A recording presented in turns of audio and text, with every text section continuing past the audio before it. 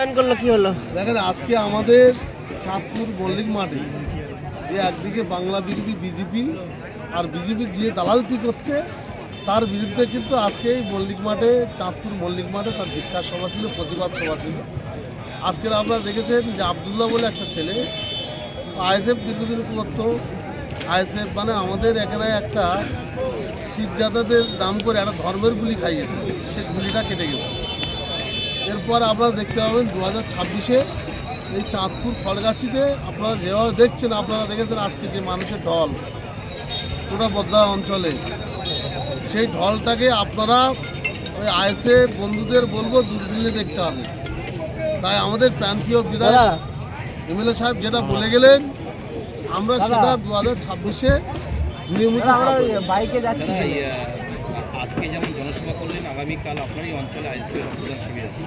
দেখেন আমরা কে রক্তদান শিবির করছে না করছে, এটা রক্তদান সেবার কাজ, সে আপনিও করতে পারে, তাতে আমাদের কোনো যায় আসে না।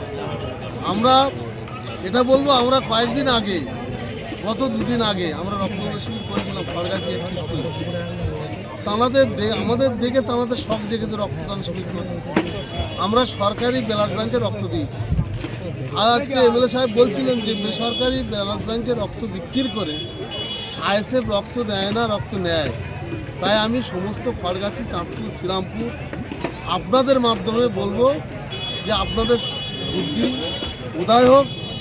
আপনারা যে বাংলার মাটি মানুষ, মমতা বন্দ্যোপাধ্যায়, আমাদের বাংলার যুবরাজ অভিষেক বন্দ্যোপাধ্যায়, আমাদের ক্যানিং পূর্ব বিধানসভার বিধায়ক শওকত মোল্লা সাহেব, তিনি যেভাবে আমাদেরকে আগলে রেখেছে, যেভাবে আমাদের উন্নয়ন, রাস্তা বলি, পানীয় জল বলি, সে বিদ্যুৎ বলি, সে আবাস প্লাজের ঘর বলি, বা আমাদের সিএমও কমপ্লেনের ঘর বলি, সে লক্ষ্মীর ভাণ্ডার বলি, স্বাস্থ্যসাথী বলি, খাদ্যসাথী বলি, যেভাবে বাংলার মানুষকে আগলে রেখেছে, তাই আমরা বোদরা অঞ্চল তৃণমূল কংগ্রেসের পক্ষ থেকে আমরা মাননীয় মুখ্যমন্ত্রীকে কাছে আমরা চিরকৃতজ্ঞ থাকব।